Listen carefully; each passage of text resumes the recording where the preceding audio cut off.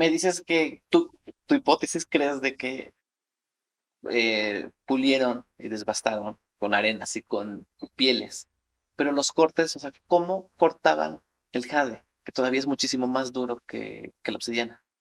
Bueno, si yo me trasladara a una época donde no tuviera las herramientas que tengo ahora, pues, a sacar fragmentos de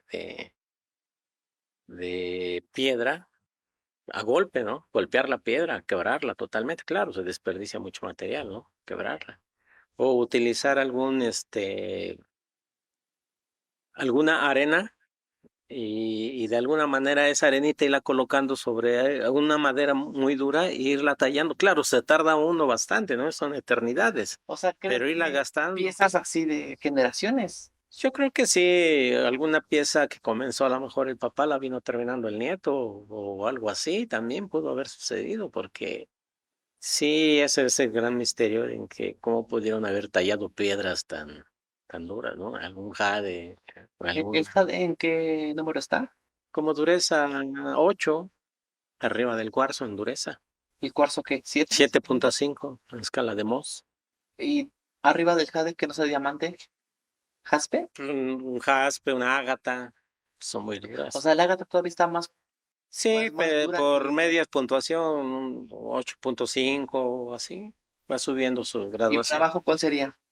Por ejemplo, jade, luego, ¿qué? Los cuarzos, Una amatista, punto 7, sí, blanco, sí, un cualquier citrino. cuarzo, sí, 7.5. Y para abajo, Pues ya para abajo ya vienen por ahí alguna jadeíta en dureza 6 y ya en dureza 5 pues obsidianas. jadeíta es esa que parece como jade, como Sí, sí, serpentina. sí, parecida a la serpentina, sí, pero es dura.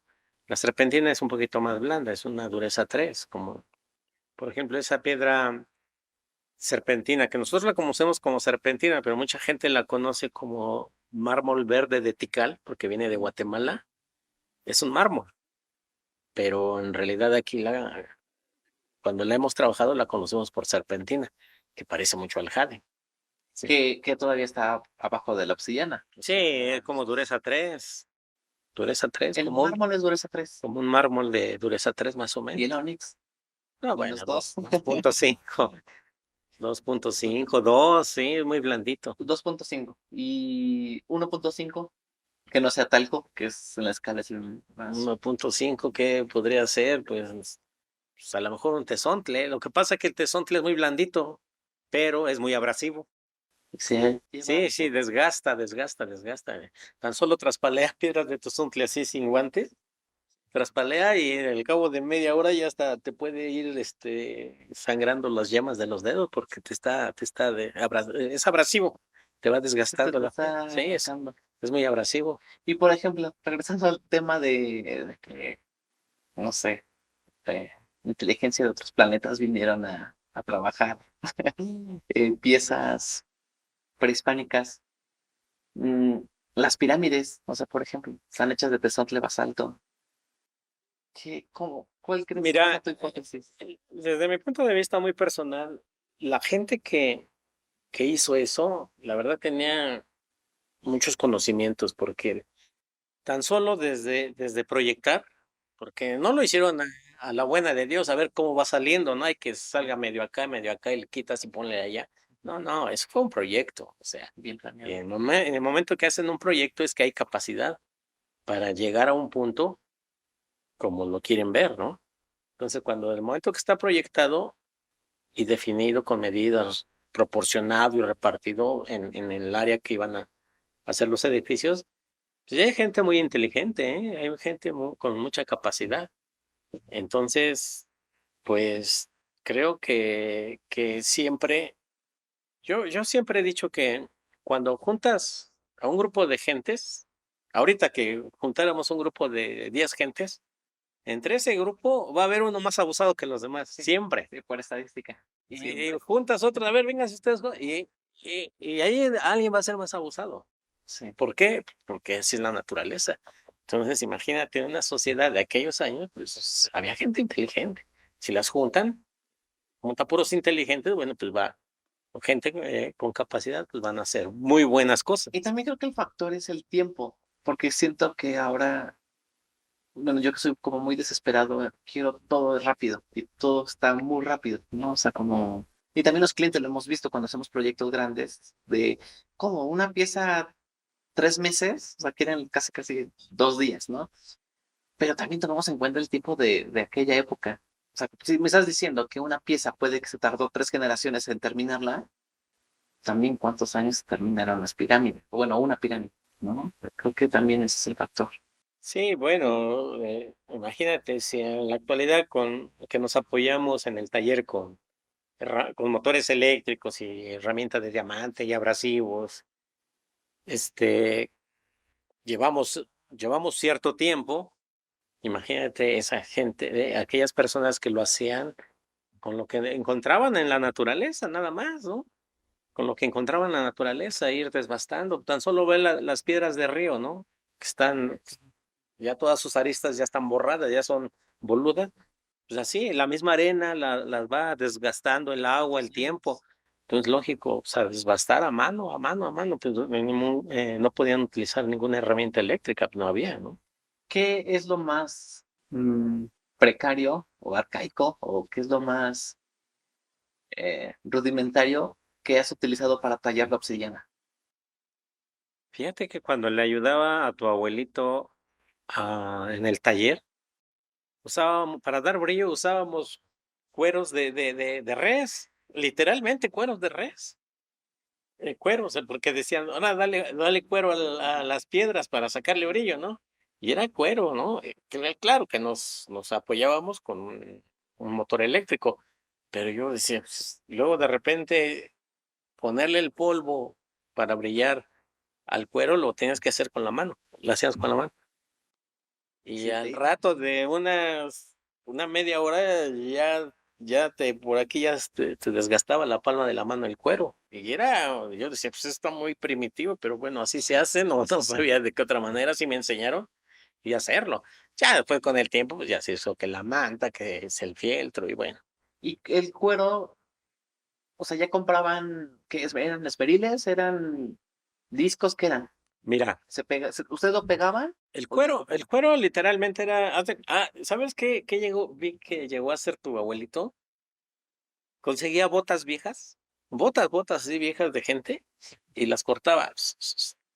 Y De así cuero, como o sea, estuvieran chuecas, ¿no? O sea, así amorfas, y encima va 4, pero con un sacabocado le sacaba el centro, al tamaño de la flecha del mandril, y luego ya las acomodaba, y parecía reguilete, y después con una estilla de obsidiana que son muy filosas, a un ladito, girando, se le ponía, y ya quedaba, así iba cortando los cueros.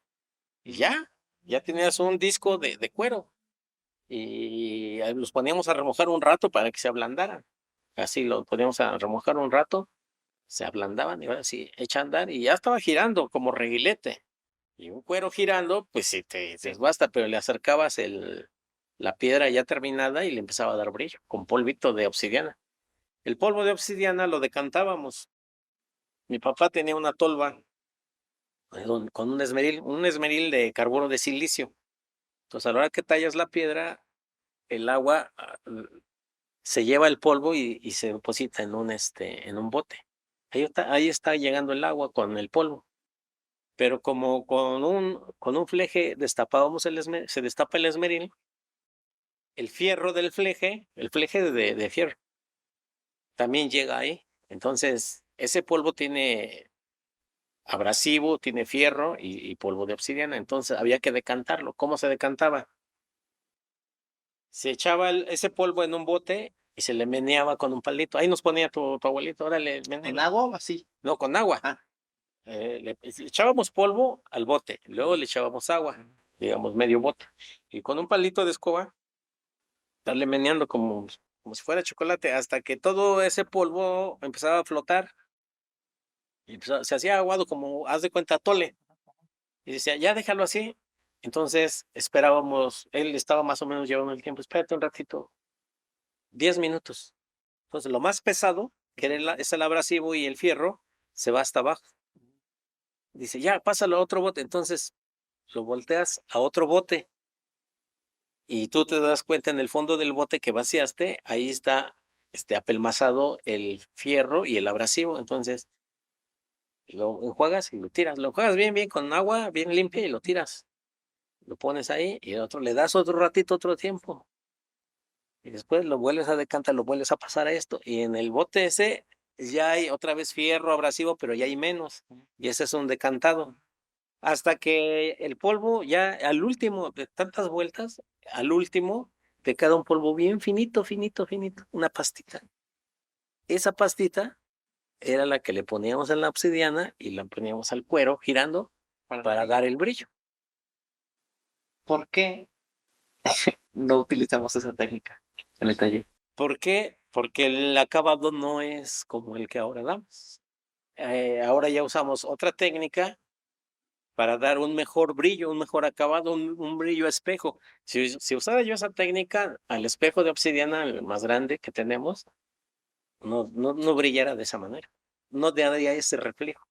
Sí, porque aparte lo que nos han dicho muchos clientes cuando conocen el espejo o gente convencional que conoce el espejo y sabe un poquito de los procesos que se lleva para hacer un corte, un pulido y un brillo, si nos aplauden lo plano, lo liso. O sea, no es un espejo que medio te ves y te ves medio deformado, sino si es un plano o un liso como un espejo y el brillo, que claro, en la luz del sol se reflejan colores. Fíjate que nosotros a simple vista vemos, nos reflejamos y vemos nuestra imagen. Una vez platicando con Oscar Chapa, ¿te acuerdas de él? Ujú. Bueno, él pule espejos para los telescopios. Y una vez le hice unas ruedas de obsidiana, pero dice, no me las pulas, yo las voy a pulir. Pero ellos las pulen con otra técnica que son espejos, ¿no? Son espejos totalmente para un telescopio. Y me decía, es que el pulido que ustedes hacen no cumple los estándares para un telescopio. Tiene que ser, si eso lo vemos con un microscopio o le pasamos los estándares de calidad, pues no los va a cumplir, no, porque lo pulimos a mano y de otra manera, ¿sí? Y no podrían ellos pulir una pieza de ese tamaño. Ellos nomás, lo máximo que pulían son 30 centímetros, 40 centímetros. Nosotros pulimos ¿qué es? 1,30 m por 1,30 m por 1,60 m, algo así. 65, me parece. 1,65 por 1,30 m. No me acordaba de Oscar Chapa. ¿Era astrónomo? Él trabaja en la universidad haciendo telescopios, pero no sé exactamente ¿Cuál qué. es su...? Sí. Bueno, me acuerdo que una vez me mandaste, le tenía que entregar cosas, cosas que te mandó a hacer. Y me acuerdo que me enseñó una máquina que era como, para mí era como la NASA, así grandota, que tenía el espejo. Y, o sea, en su momento me explicó cosas muy técnicas que no recuerdo, pero cómo lo pulía. ¿Tú te acuerdas cómo lo pulía? O sea, ¿cuál era como su técnica? Sí, la técnica que más o menos llegué a ver está girando la piedra, ¿eh? Ahí la piedra gira. Y la otra pieza, ahora sí, la piedra que pule o el fieltro que pule con los polvos para el brillo, van fijos y la piedra es la que está girando.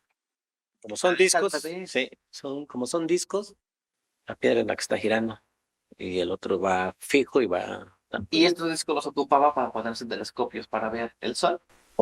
No sé exactamente, porque ellos buscaban, o sea, nos conocimos porque ellos buscaban una obsidiana negra totalmente. Y le dije, bueno, no toda la obsidiana es negra 100%, siempre tiene sus defectos, porque es natural. Sí, sí, yo lo entiendo, dice, pero entre tus piedras no podrás conseguirme una negra totalmente. Y mira, habría que cortar piedras y ver hasta que entre 100 cortes, a lo mejor una o dos es la que te va a dar. Pues sí, házmelas, por favor. Y sí, sacamos como, no sé cuántas piezas le hicimos, pero sí le hicimos varias. ¿Llegaste a ver fotografías que obtuvo a raíz de esos espejos? No, ¿No? ¿qué crees que no llegue a ver nada de eso? Lo voy a buscar para que nos...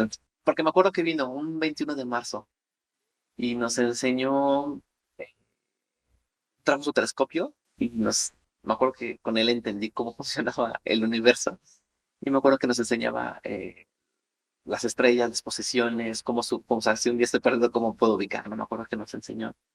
Me acuerdo que él me explicaba, porque yo no entendía eh, velocidad, años luz, ¿no? Yo digo, es que no entiendo cómo se...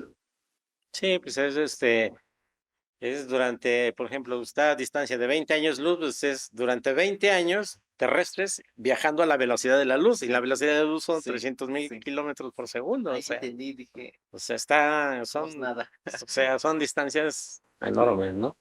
Sí, y volviendo a la Tierra, pues así era como puleamos antes, puleamos la piedra o darle brillo a la piedra. Eso de los cueros que te platico era darle brillo ya, el acabado, pero pulido era con lijas, una gruesa, y luego una más fina y la otra más fina, granos de abrasivo igual, y ir afinando, afinando, ir puliendo. La misma palabra lo dice, pulir es ir afinando, afinando, afinando hasta llegar al brillo. Platicábamos, me ibas a platicar de mi papá Víctor, iba a decir, vuelto Silviano, tu papá, te enseñó. ¿Desde los cuántos años te enseñó? Pues así de niños, digamos, menos de 10 años, no nos metía al taller, no nos decía, ahora pónganse a trabajar, no. Yo me acerqué con él como cuando tenía yo más o menos 10 años, porque yo veía en su taller que sus trabajadores cómo pulían, cómo le iban dando brillo a la piedra. Se me hacía tan interesante, tan sorprendente, que veía que le daban brillo, o sea, lo pulían y le daban brillo. Y yo le dije, papá, quiero hacer eso que ellos hacen. Dice, no, dice, si te gusta el taller, tienes que primero enseñarte a labrar, a trazar, a hacer figuras, y después eso ya al último, porque eso es el acabado final. Digo, no, pues, yo quiero hacer eso, no me gusta hacer lo otro, yo quiero hacer eso. Pues me hizo caso, no me hizo caso, y le insistí 2 veces más, no sé, y ya me dice, bueno, a ver, había en una mesita, había un aparato de pulir que era medio peligroso porque había una banda que giraba y había que echarla a andar con la mano, sí, y girando la polea, entonces si metías el dedo te lo machucaba, entonces habría que hacerlo con cuidado así, y después agarra una práctica, ¿no? Al principio tienes miedo, pero ya después la agarras fácil. Entonces me ponía a pulir las piedritas. Y como te digo, de entre 10 o 11 12 años que tenía yo, pues a esa edad aprendes todo, ¿no? O sea, aprendes muchas cosas y rápido, porque esa es una edad que estás muy ágil mentalmente. Entonces, aprendí a pulir, a pulir, a pulir, y siempre me llamó la atención el pulido, el acabado. Siempre, siempre, siempre. ¿Dices que hacías cuentitas o cabujones? Pues podía hacer cabucones, cuentitas, unas cachitas para unas cucharitas que les ponían la cucharita de plata o ¿Ustedes las pegaban? Las... no, siempre nos mandaba a hacer gente que tenía platería. Platería, nosotros nomás hacíamos la pura cacha. En algún momento sí llegamos a pegar algunas en alpácar, pero casi no, nomás nuestro trabajo era no el metal, sino la piedra. ¿Y para quién era? O sea, platerías o joyerías o marcas. ¿Quién? Había unas personas que le decíamos, ahí vienen los Velázquez, que eran de San Pedro Atzompa, aquí adelanto de Tecama. Había ahí varios plateros que se dedicaban a hacer eso. Y su proveedor principal de cachas era tu abuelito.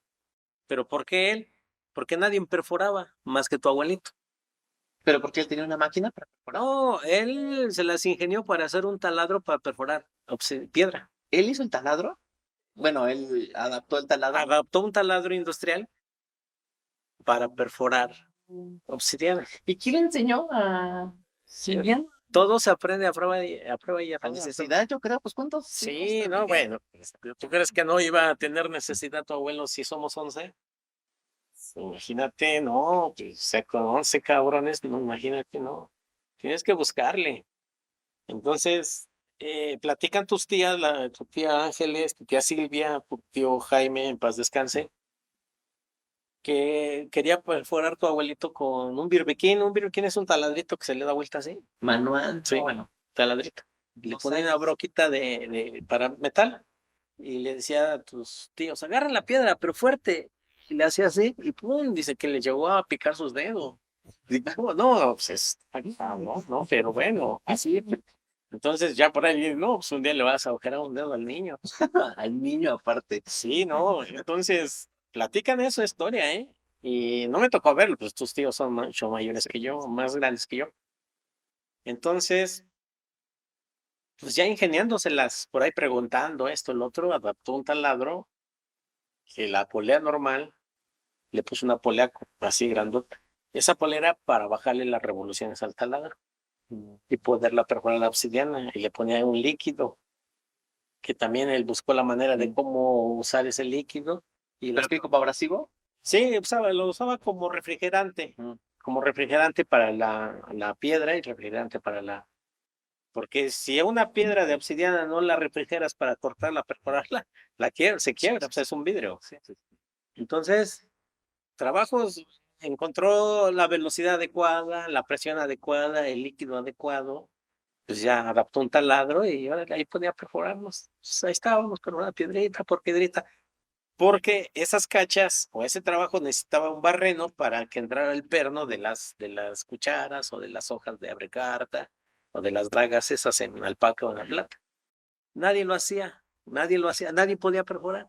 Y bueno, no sé ese secreto, sino esa técnica que a tu abuelito le costó sangre, sudor y lágrimas, sangre de tus tíos, De los dedos de... sudor y lágrimas, este, era muy celoso, ¿eh? No le decía, no, cuando venga alguien, tapen el taladro o guárdenlo allá. No, pues que también cuánto le costó, pues sí, le costó No, los dedos mucho de sus tiempo, hijos. sí, ¿no? Entonces, ese taladro, este, Y lo también por usábamos eso para... hacía botones, porque una vez me platicaste que hacían Ah, botones. sí, botones.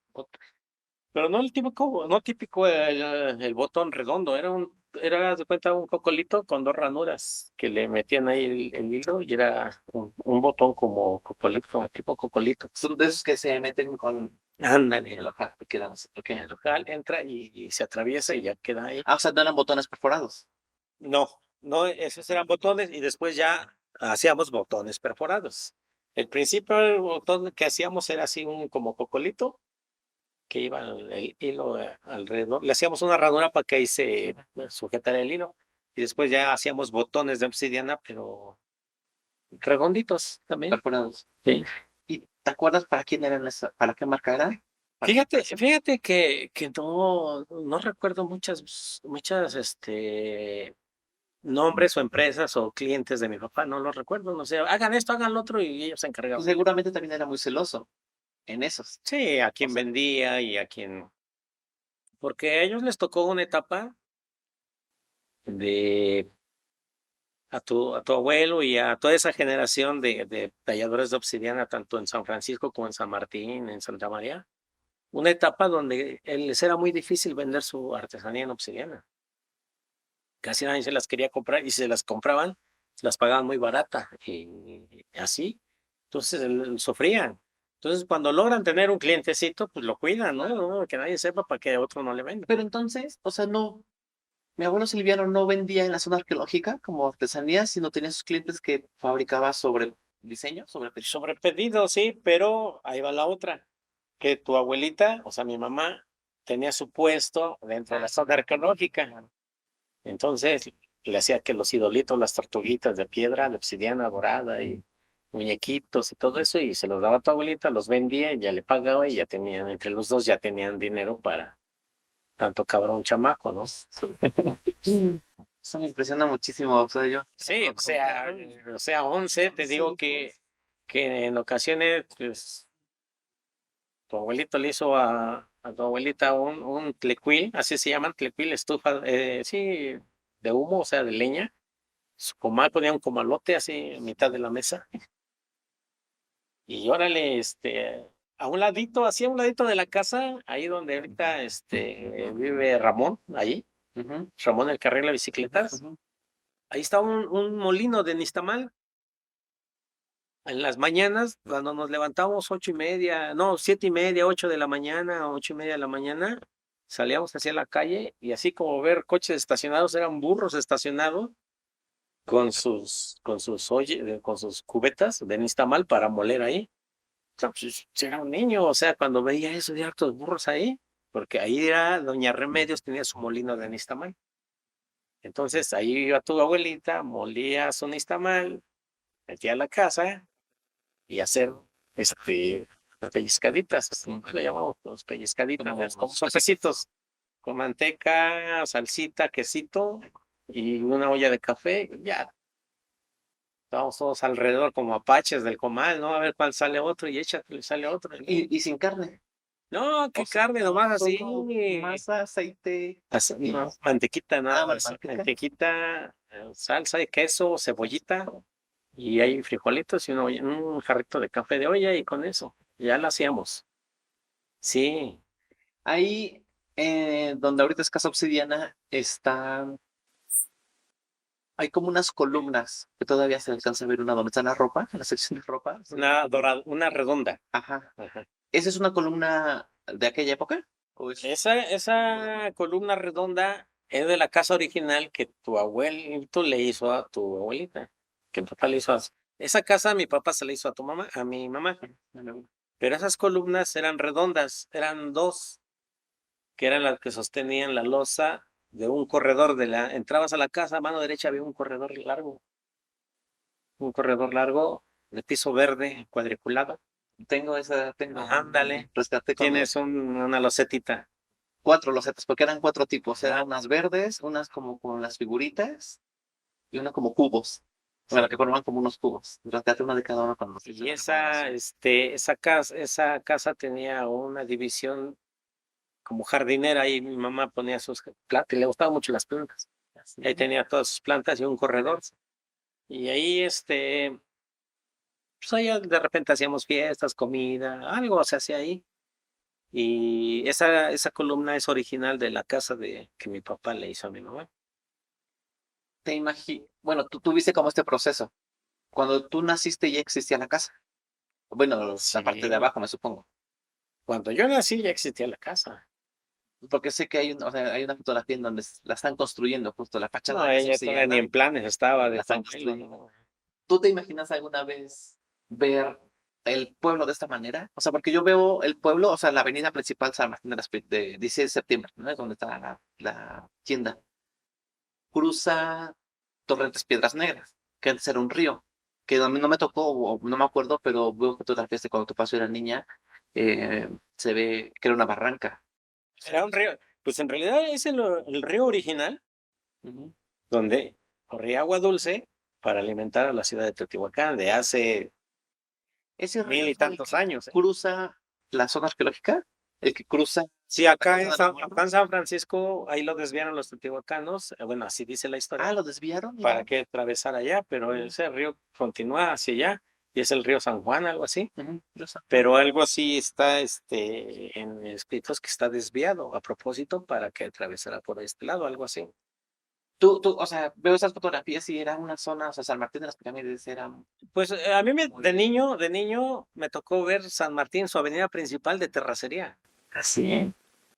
O sea, caían unos aguaceros, se llegaba a desbordar la barranca, el río, la barranca se llega a desbordar unos barrancazos y en la noche ya cuando bajaba el agua, oía nada más el croar de los sapos y luego pues todo la avenida llena de baches y pasaban los autobuses, no había combis como ahora, pasaban los autobuses levantando a la gente para ir a la ciudad y ahí iban en los charcos de agua.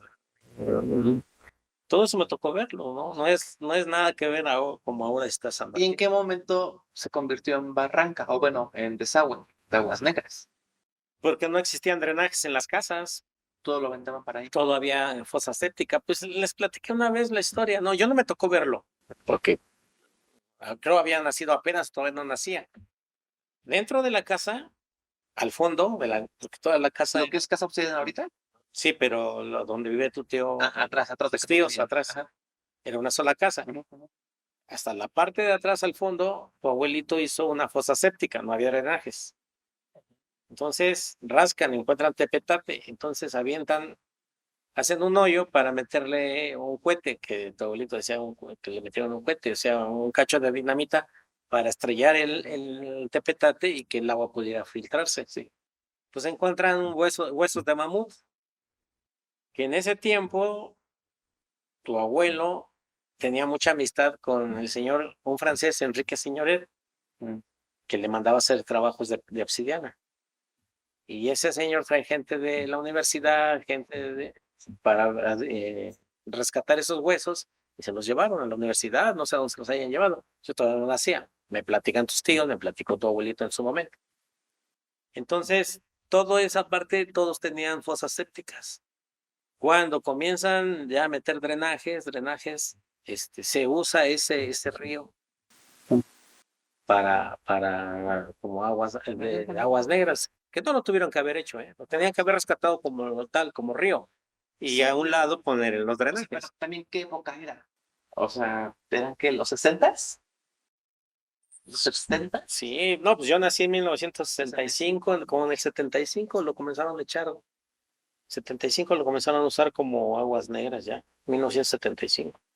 Sí, porque a los 75 ya tengo 10 años, más o menos recuerdo, que ya llegaba a oler feo también ya ahí. Y ya más adelante, sí, ya con las administraciones nuevas ya lo entuban o ya le ponen, lo encortinan y ya queda como un bulevar ahora. A ver, regresando al tema del mamut, porque yo tengo una duda de eso. Cuando lo platicaste me sorprendí muchísimo. ¿Cómo supieron que era de mamut? Porque se lo llevó el francés y lo estudió y les dijo. No, porque vinieron gente, ¿cómo se le llama a los que estudian los huesos? Bueno, gente especialista, lo verificaron, checaron que hacían huesos de mamut y se los llevan. Y quedó por ahí un registro. Tu abuelito a lo mejor llegó a tener por ahí documentos de eso, pero pues, a lo mejor no era tan ordenado en sus cosas y se perdió. No, de que debe de haber más cosas, debe de haber más Porque ni cosas. siquiera estamos hablando de época prehispánica, estamos Más hablando atrás. de Mira, toda esa zona de que hay cosas, por ejemplo, en 16 de septiembre, esquina con 5 de mayo, bien donde está la base de taxis, ahí hay, cuando rascaron los de Telmex para meter la tubería, ahí hay escalones de base de una pirámide. Ahí hay. Sí, en la parte de atrás ahí donde está el sindicato de maestros sobre Corrientes Piedras Negras, ahí también hay ruinas arqueológicas. Cuando estaban haciendo esa obra también encontraron ruinas arqueológicas. Vinieron los arqueólogos, vinieron y ¿cómo se dice? Lo documentan, lo registran, lo vuelven a tapar, pero pues ahí hay cosas, o sea, todas partes de ahí hay, antes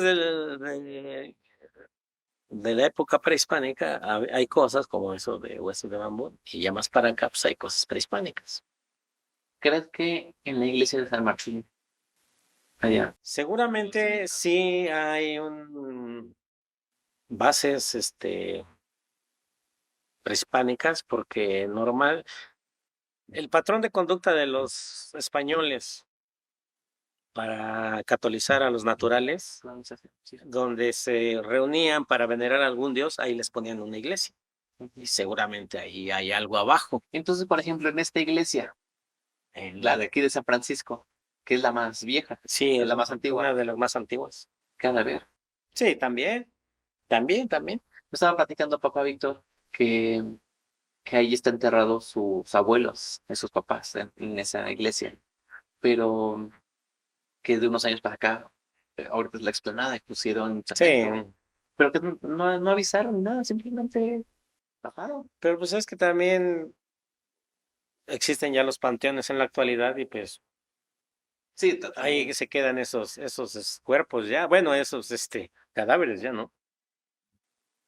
ahí en San Martín se llegaba a encontrar cosas prehispánicas en obsidiana. Bueno, algo así que que sepa, que lo tenga muy presente, no recuerdo, pero yo creo que sí, ¿eh? Pero es que tengo esta duda. Existen muchas réplicas en barro, idolitos, bueno, flechitas no, pero por ejemplo, conchitas, cosas de barro, que son lo que encontraban y lo replicaban en barro. ¿Por qué empezaban a replicar cosas de obsidiana si casi aquí en Teotihuacán al menos no se encontraban tantas cosas de obsidiana? Dime una pieza de aquí de Teotihuacán, o una pieza, una figura o algo que sea, que no sean flechitas, porque eso sabemos que sí. Una pieza de obsidiana, Pues la más famosa y la más icónica, la vasija del mono, pero no fue encontrada aquí en Teotihuacán. ¿no? Pero O sea, saben que es teotihuacana, pero no fue encontrada aquí en el Pues, perímetro. pues las hipótesis es que es mexica, ¿no? Ajá. Pero pues los aztecas fueron los primeros saqueadores de Teotihuacán. Ah, bueno, claro. Cuando vienen los mexicas y pasan por Teotihuacán, Teotihuacán está en ruinas y empiezan ellos a saquear y ver tantas cosas. Yo, por lo que he leído, por lo que he escuchado a la gente que sabe y conoce, llego a ese razonamiento de que ellos, los mismos mexicas o aztecas, son los que encuentran a Teotihuacán en ruinas y comienzan a saquearse y llevarse cosas, ¿no? Porque se les hace tan impresionante lo que hay aquí, ¿sí? Entonces, no sé, pudieron haber, a lo mejor la vasija del mono también es teotihuacana, no sabemos, ¿no? Hay hipótesis, ¿no? Porque puede encontrar en un lado o en otro, según en Texcoco, ¿no? Pero es la acá de origen azteca, ¿no? Pero bueno, esa pieza que decías, pues esa icónica, la de vasija del mono de obsidiana, ¿sí? Oye, y tú hiciste esta vasija, o sea, has hecho vasijas. Sí. ¿Sí es como la pieza más difícil que has hecho? ¿O de las más difíciles? Bueno, cuando se comenzaron a hacer, sí eran difíciles porque había que buscar las herramientas y hacer las herramientas con diamante para hacer los barrenos, perforar. Era muy difícil. Ahora, pues ya se encuentra diamante industrial en todos lados y se puede soldar, se puede pues, hacer las herramientas y ya es un poco más, ¿cómo te diré? Más práctico. Sí, tiene su grado de dificultad, pero es un poco más práctico. ¿Cuál es la pieza más difícil que has hecho? A ver, antes de que contestes, nosotros hicimos una publicación en redes de la cuenta de Taller Obsidiana diciendo cuál es la pieza más difícil. Te lo voy a decir y ahorita me dices, te vamos a decir por qué lo hicimos nosotros y por qué posteamos esto. El bat de béisbol, que se pueden dos piezas y vamos a platicar de eso, pero para ti, ¿cuál fue la pieza más difícil?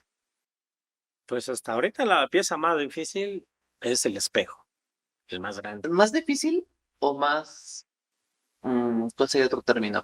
No, no es costoso. Más laborioso. Más laborioso. Exacto. Laborioso creo que el espejo, por el tiempo, 4 años. No, sí, ¿no? Y los riesgos, ¿no? O sea, que mover una roca de 2,5 toneladas que venía de la mina, de 2 toneladas, moverla, peligrosísimo, te machuca, te arranca un dedo. Sudaba yo no por moverla, sino que no le fuera a pasar algo a quien me estaba ayudando o que me fuera a pasar a mí. ¿De dónde se trajo esta piedra? De allá de las minas de Jalisco. De Magdalena. Sí, de Magdalena. ¿Te la vendieron o tú fuiste por ella?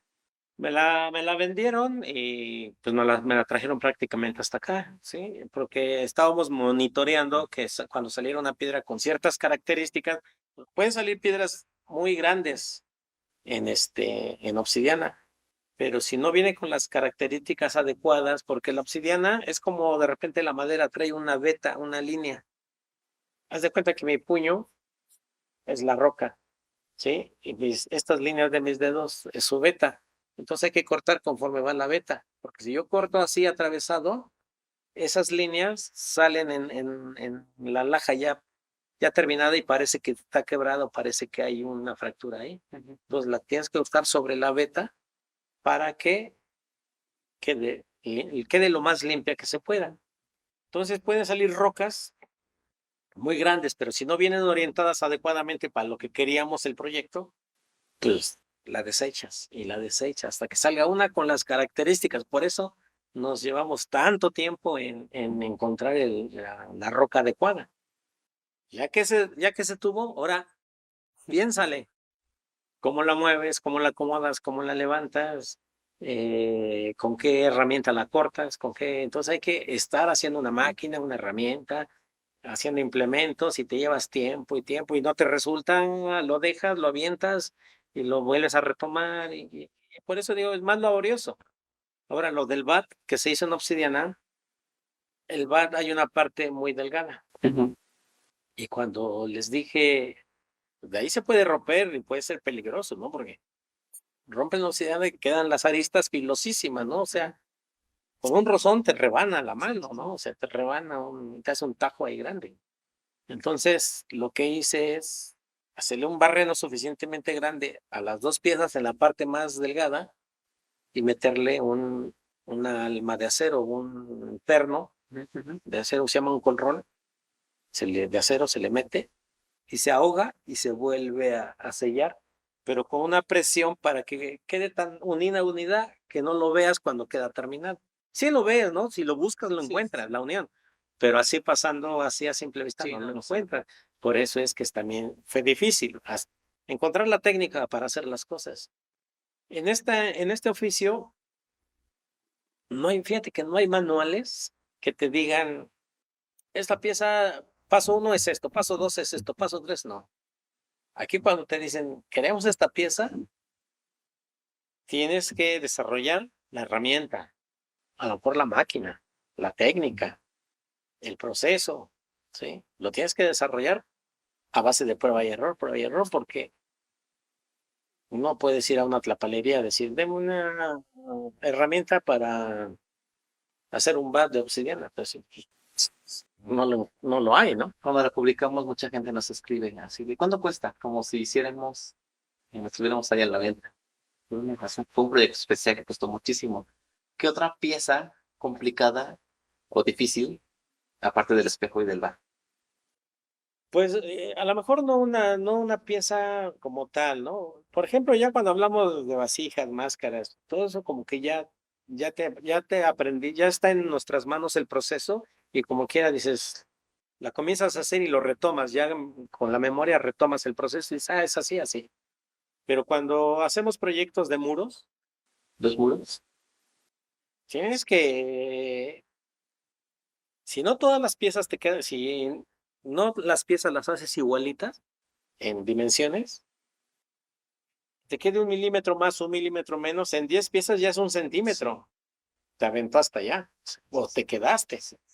Entonces tienes que ir Sí, no son moldes, o sea. calibrado. La obsidiana tiene su característica para trabajar, ¿no? Tú sabes que se despostilla, se quiebra, Entonces tienes que buscar una técnica cómo irlas haciendo con mucho cuidado para poder llegar a ese proceso de que todas te vayan quedando iguales.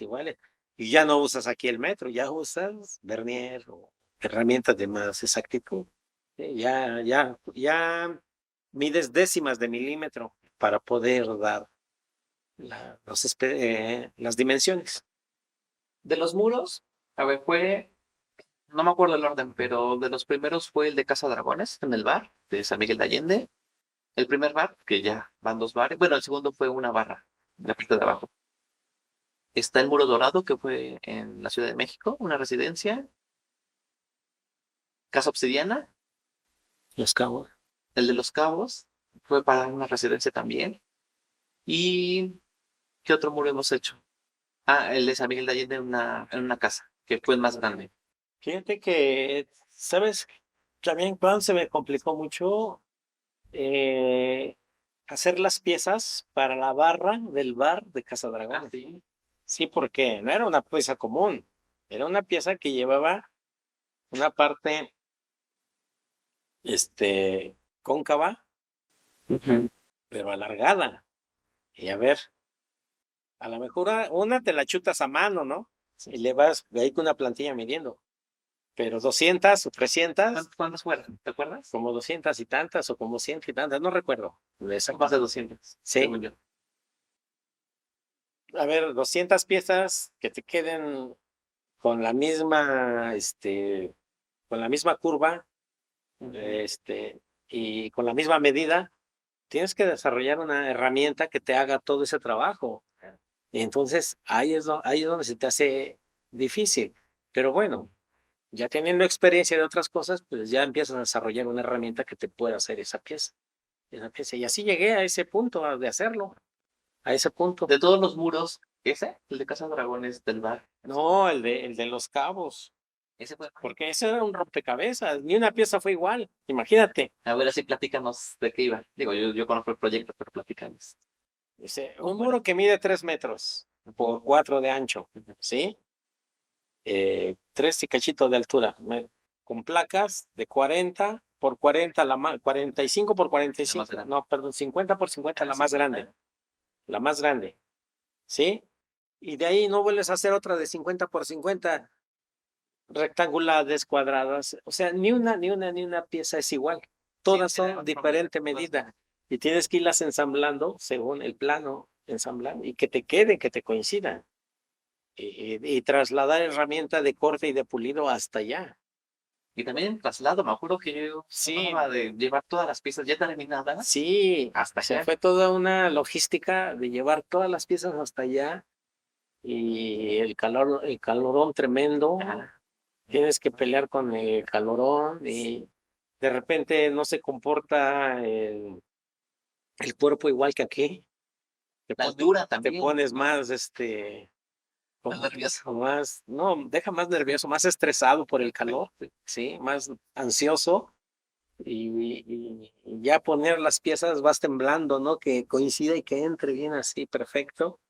Ya coincidió, ahora sí, pues hay que adherirla, esperar que no se nos vaya a venir, o sea, o sea, tal como una pieza en especial, pues es todo eso, ¿no? Y es que lo bonito de esto es que, pues no lo sufro, son retos, y dentro de esos retos son como que mi pasión, mi diversión, ¿no? Lo tengo que hacer, se puede hacer. Siento que fue un reto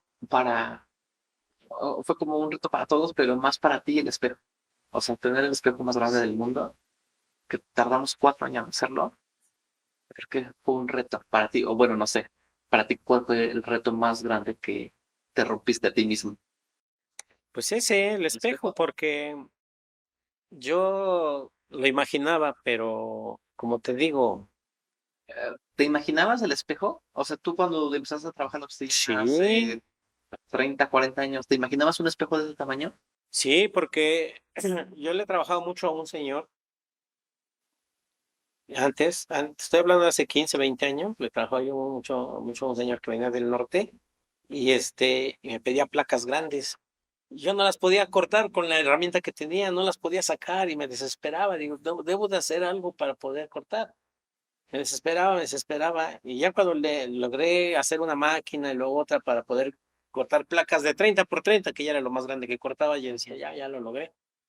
Dije, algún día podré cortar una placa que mida más de 1 metro y poderla pulir y poder hacer algo así, algo monumental, un espejo. Me lo imaginaba. No era tanto como mi obsesión, pero me lo llegaba a imaginar. Cuando comencé a meterme ya más en ese rollo de lo tengo que hacer, porque si pasa el tiempo y ya no pueda, voy a decir, lo hubiera hecho, lo hubiera intentado. Y eso no es chido, eso no es padre, ¿no? Que te quedes chido, lo hubiera intentado, pero pues ya el tiempo ya pasó, ya no lo puedes regresar. Entonces, ¿por qué no? Pues, ¿qué más da, no? No puede, si falla, bueno, lo intenté, ¿no? ¿Qué sigue? ¿Cuál es el próximo? ¿Qué otra pieza o proyecto te imaginas que todavía no está realizado, pero tienes idea de que se podría realizar? Hay algunas, ¿cómo te diré? Ideas, pero ¿Nos las, puedes decir? No pero quieres decir. prefiero que se queden todavía en mi memoria o acá en mi cabeza porque no es chido de repente, o sea, no es, digamos, bueno empezarlas a, Comentar, claro. a comentar, ¿no? Hay cosas que Pero es que puedo. también vamos de la mano, papá. O sea, así como hay mucha insistencia de mi parte para hacer cosas que sucedan como la campaña LGBT en Casa Obsidian, ¿no? Que no se había hecho algo así. Cuando empezamos con la marca, con una carcasa para iPhone de Obsidian, ¿no? Que me acuerdo que tu pasito era como, ¿cómo se te ocurre hacer esto, no? Y fue una de las piezas más icónicas que tenemos, que nos recuerda a mucha gente por esa pieza. Pero a la marcha vamos contigo.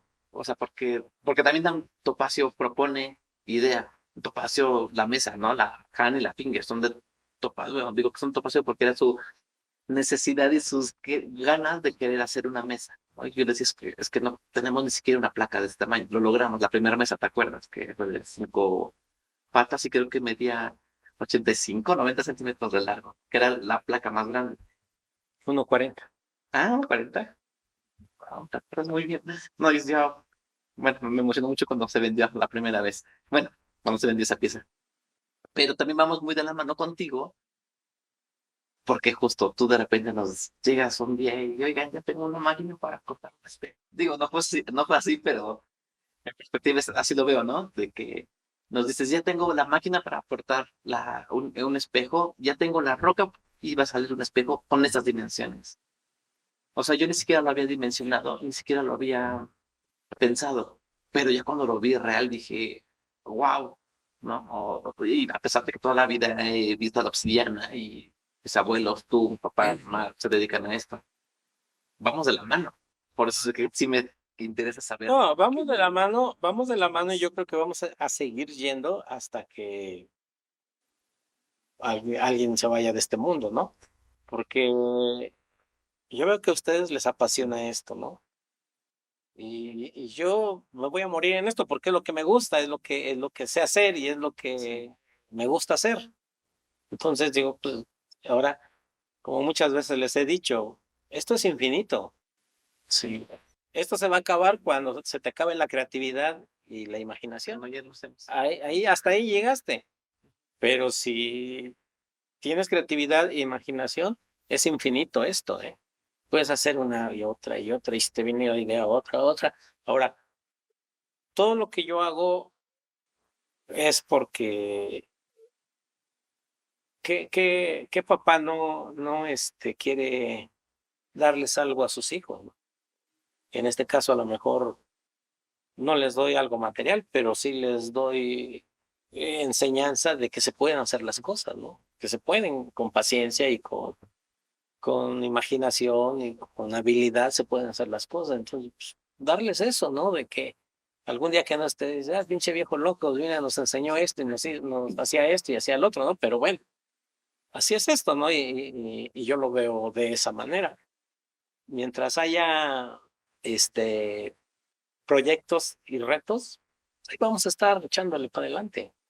De los proyectos que tenemos en puerta, estamos iniciando el año. ¿Hay algo que te emocione o que te produzca ansiedad por la dificultad? Algo que podamos decir, porque sabemos que hay proyectos que no podemos mencionar.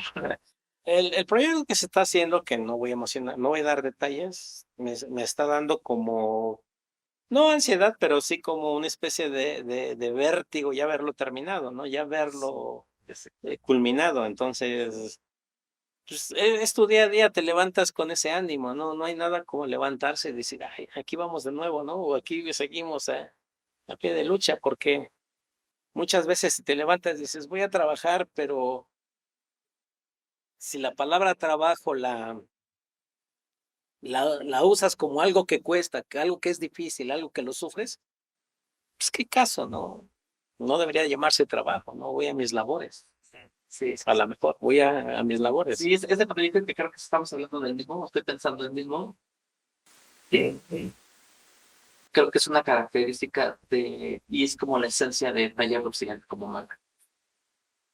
Como siempre haciendo algo, pues sí, algo que no haya existido. No, la carcasa obsidiana que nunca se había hecho seis, ¿no? El espejo más grande que nunca se había hecho seis. Los muros, ¿no? Nunca se habían, que ya, que hemos visto como dos, tres proyectos que se hicieron un muro de obsidiana, pero bueno, no con esta calidad o no con este acabado, ¿no? Y este proyecto que se viene en puerta, sí creo que también va a dar como este otro partaguas a algo que no se ha hecho, no se ha aplicado a la obsidiana en eso. Pero, por ejemplo, tenemos, o damos un ejemplo de un proyecto que no se haya realizado. El proyecto que hicimos y que no hemos publicado en redes sociales ni en ningún lado y no ha salido, creo que, digo, sí existen fotos porque yo hice como el proceso y el final es la lenteja gigante. Que digo, no vamos a dar más detalles porque no tenemos autorización para publicarlo. Esperemos que en algún momento el diseñador y el dueño y todos los involucrados digan ya, se ve para temas, pero para mí ese es un proyecto impensable, que de hecho fue antes del espejo, ¿no? sea, para mí ese fue un proyecto impresionante, impensable, me emocionó muchísimo. Pero ahora yo te pregunto, ¿por qué impensable? ¿Por qué lo pensaba? ¿Por qué actuabas así impensable? Por el tamaño, la forma y de cómo lo hiciste. O sea, cómo armaste la máquina, que creo que no se ha vuelto a ocupar esa máquina, solo se hizo para ese proyecto. No máquina nomás para un solo proyecto. ¿Y cuánto duró? Es un proyecto de pandemia, de hecho, ¿no? O sea, fue Sí. 2021. Ya, yo creo que ya platicamos con esta persona y creo que sí va a suceder este año. Creo que sería buenísimo que tengamos una plática solo de hablar de este proyecto, que para mí es un proyecto así, wow. Sí, sí, pues es que hay que ser leales con los clientes, hay que ser honestos con la gente que te dicen, oye, es un proyecto muy particular, queremos privacidad y hay que respetar. Sí, Nosotros hay que hacer lo que sabemos hacer, no serles leales, porque pues, eso no le agrada a nadie, ¿no? Hay que comportarnos como nos gustaría que se comportaran que con también nosotros. es creo que el alma y la estructura Sí, claro. de las marcas, porque somos varias y de la tienda. Sí, pero ahí está un claro ejemplo, que todos tienen su grado de dificultad. Si ahorita, fíjate, no lo tenía en la memoria ese, y es un proyecto que yo me mordía las uñas, de decir, ¿cómo chingado voy a hacer eso Sí, de esas dimensiones? Y hasta que desarrollé en la máquina, y ahí me tienes dibujando, hasta sí. que tiene que hacerse una máquina especial para esto. Tenemos que platicar otro día solo de ese proyecto. Muchas gracias, papá. Nos vemos platito. Sí. Ahí estamos.